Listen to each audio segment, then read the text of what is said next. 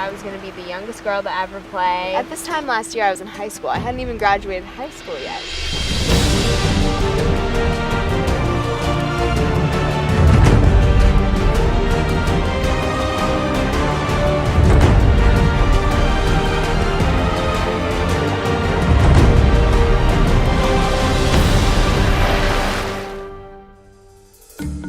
29 days, come on, like one more and we would have been at 30, but yeah, 29 days is a lot longer than I think I was expecting to go. I'm excited to eat food and like sleep not in the shelter on bamboo. And I think that my parents will definitely be proud of me, and my sorority is gonna have fun watching this. They're gonna make so much fun of me, like trying to open coconuts and stuff, so it should be interesting. So your pre-weight was 121 pounds. Okay. What do you reckon you weigh now? I would say 118, Hop on. Wait, I'm taking off my shorts though. This is a real thing though. I want to say I can eat pancakes and not feel bad.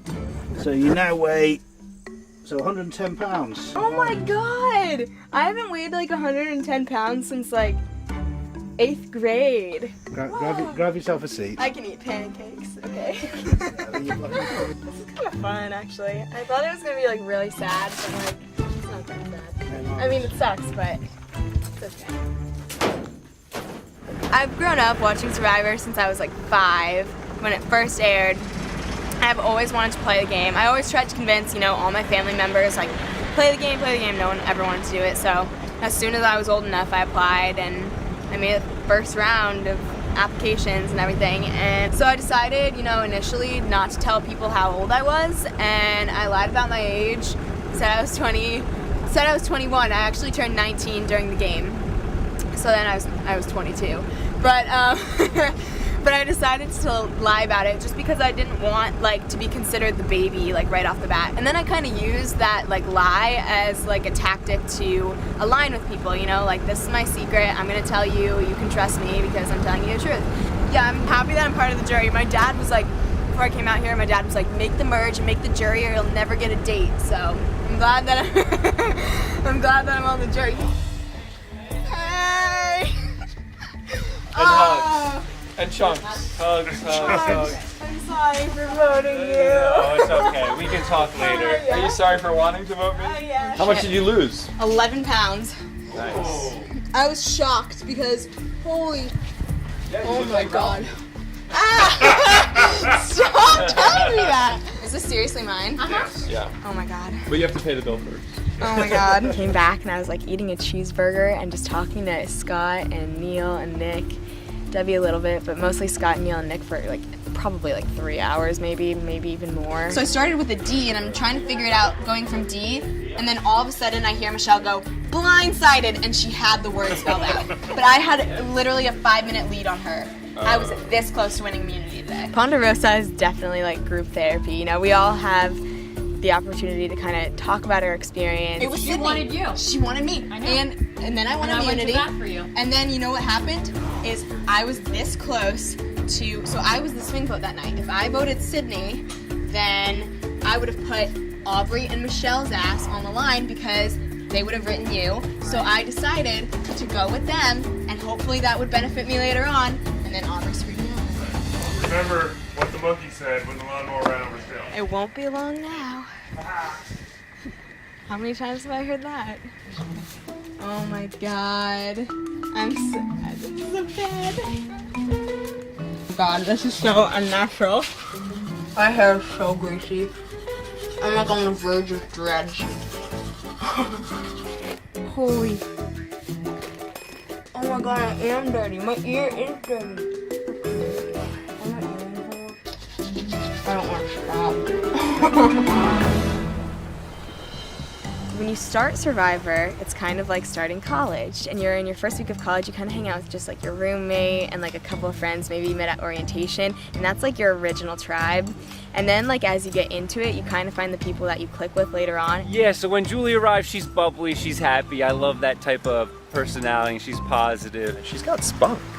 She's just turned 19 and she's hanging with the adults. She's got every bit of much confidence as the rest of us. Man, if I had that much confidence back then, I don't know what I'd be like now. I've really learned out here that you don't need a lot of stuff. She's smart, she's bubbly, she can be a little dumb, but that's because she's young. Come on, I mean, that's obvious, right? When I'm 30 years old, I'm still an idiot. It's funny because when I first came out here and we were on Beauty Beach one night and there was a sunset over like all these trees, and all I was thinking about was like, that would be an amazing Instagram. Like, I would get so many likes on that Instagram.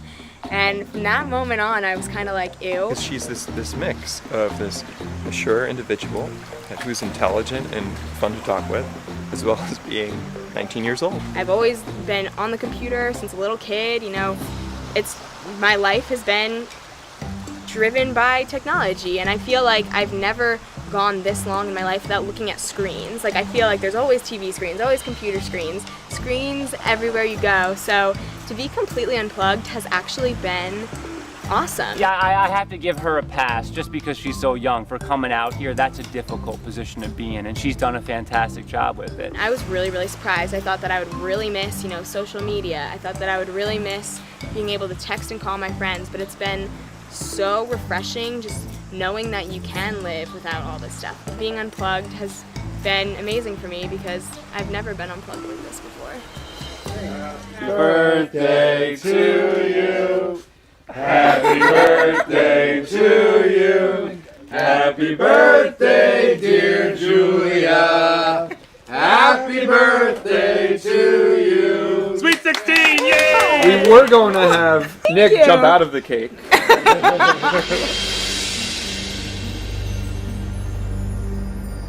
Being out here was definitely more than playing this game for me. I think that it was probably my biggest learning experience of my life, and I knew that, you know, I was going to be the youngest out here, the youngest girl to ever play, and it's big shoes to fill, and I, you know, had a stereotype that I kind of wanted to shatter. I wanted to shatter the idea that the young girl either gets voted out first, second, third in the very beginning, or, you know, kind of gets dragged along to the end. It was a lot harder than I expected, you know.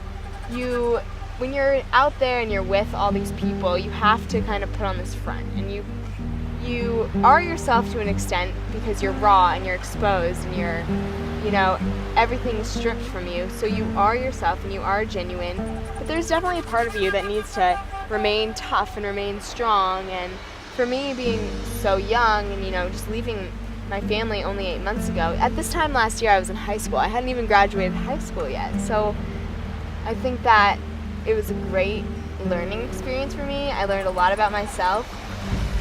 When I was on Braun Beach, I think that was my lowest point of the game. Braun Beach was definitely kind of a moment for me to get to my darkest place, but also fuel my fire and help me get as far as I did in the game.